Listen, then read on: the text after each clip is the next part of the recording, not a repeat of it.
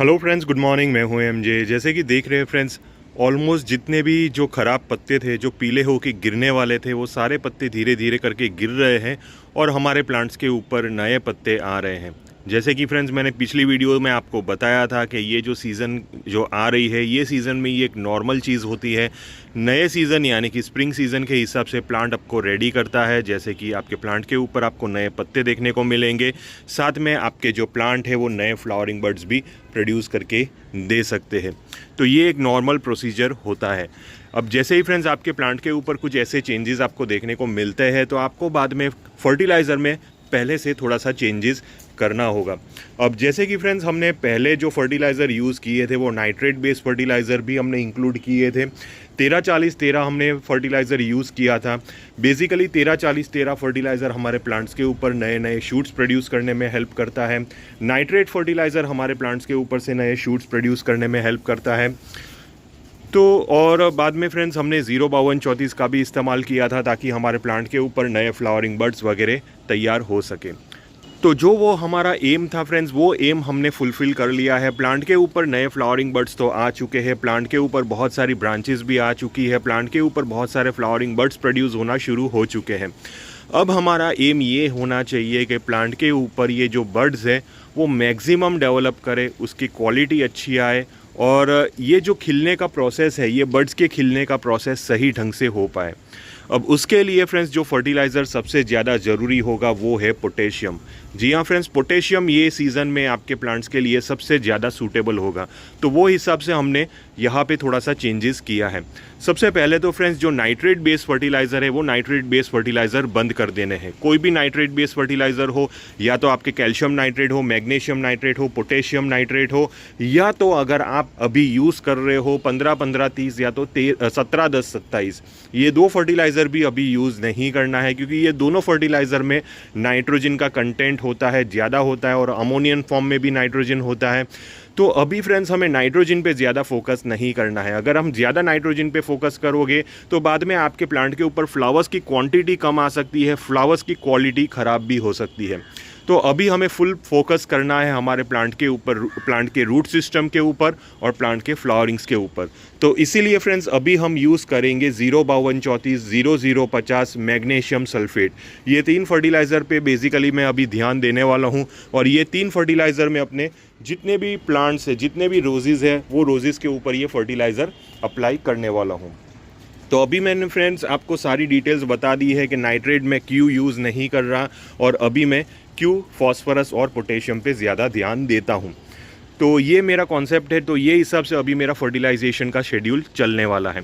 अब जैसे कि फ्रेंड्स फर्टिलाइज़र की क्वांटिटी प्लांट की ग्रोथ के हिसाब से हमें डिसाइड करनी है।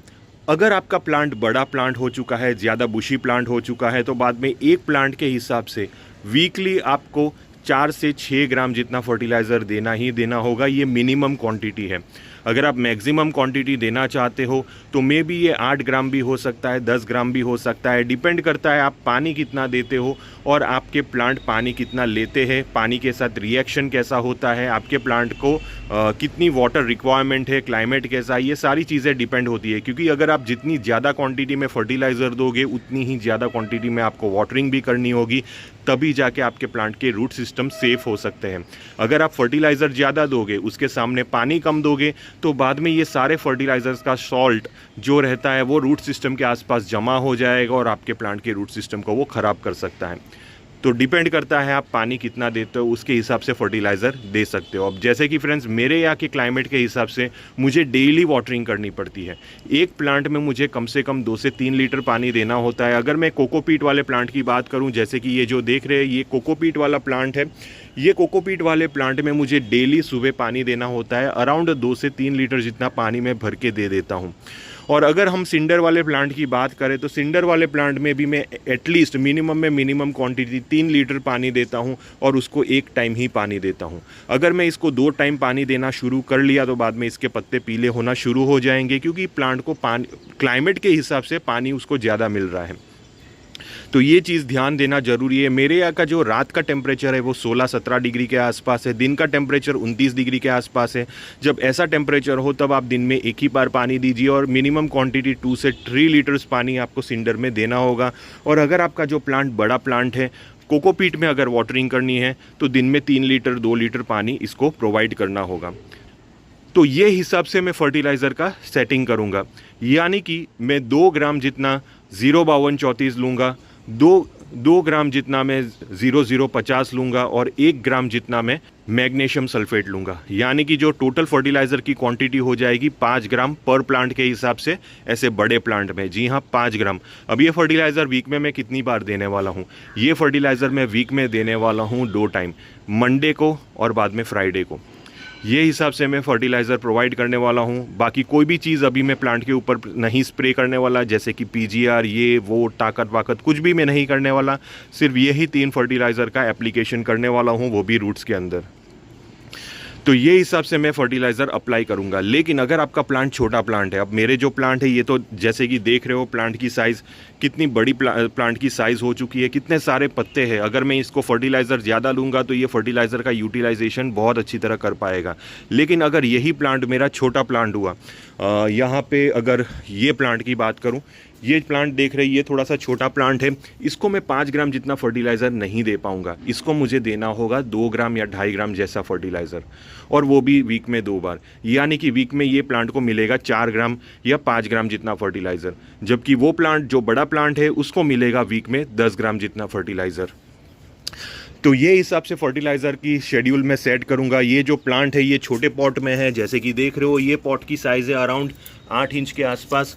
तो 8 इंच के जो पॉट रहते हैं उसमें मैं जो छोटा प्लांट रहता है उसके अंदर मैं अप्लाई करूँगा 5 ग्राम जितना फर्टिलाइज़र वीकली।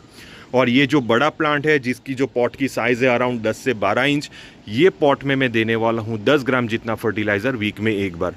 और इसको डिवाइड करके दे दीजिए। अगर आपको मंडे को देना है तो एक पार्ट मंडे को दीजिए, दूसरा पार्ट आप फ्राइडे को दीजिए, यानी कि 5 ग्राम मंडे 5 ग्राम फ्राइडे, ऐसा करके आप प्रोवाइड कर सकते हो। तो मैंने आपको फर्टिलाइज़र की क्वांटिटी बता दी, कौन सा फर्टिलाइज़र मैं अप्लाई करने वाला हूँ वो भी मैंने आपको बता दिया। ये फर्टिलाइज़र लगातार चलेगा अराउंड 1 से 1.5 महीने तक, अप टू मार्च महीने तक ये फर्टिलाइज़र चलेगा। मार्च महीने से फिर से फर्टिलाइज़र में चेंजेस होगा, क्योंकि टेम्परेचर में चेंजेस होगा। अब जैसे जैसे टेम्परेचर चेंजेस होगा वैसे वैसे हमारे प्लांट के अंदर चेंजेस आएंगे, और वो हिसाब से हमें प्लांट के अंदर फर्टिलाइज़र का शेड्यूल भी चेंज करना होगा। तो ये हिसाब से फ्रेंड्स मैं फर्टिलाइज़र का शेड्यूल अभी सेट कर रहा हूँ। अगर आपको किसी भी टाइप का कन्फ्यूजन हुआ ये टॉपिक से रिलेटेड तो आप प्लीज़ मुझे टेलीग्राम ग्रुप में कॉन्टैक्ट कर सकते हो। टिल देन के लिए थैंक यू फ्रेंड्स और हैप्पी गार्डनिंग।